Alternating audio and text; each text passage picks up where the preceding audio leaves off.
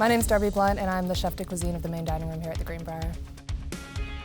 I actually wasn't interested in cooking at all until I was 19 years old. And when I went off to college, I was studying for psychology, and my best friend and I were living in an apartment, and we kind of were fending for ourselves, and that's when I really started getting into cooking.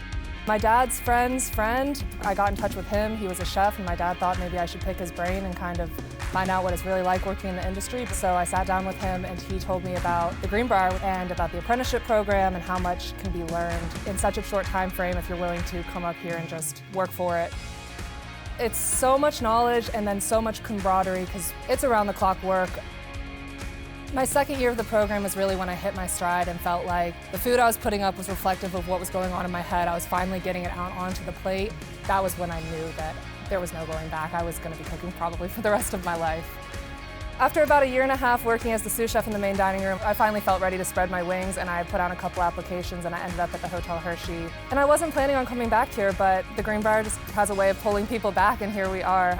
It's a dream come true. It really is like a dream job. It's extremely demanding, but it is so fulfilling to be able to influence and mold all these young culinarians on this massive main line in this historic building, in this historic restaurant, serving great food.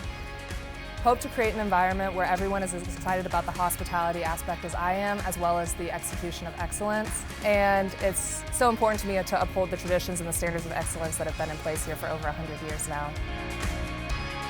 There's never been a night I've gone to sleep regretting my decision to come to the Greenbrier and cook professionally here.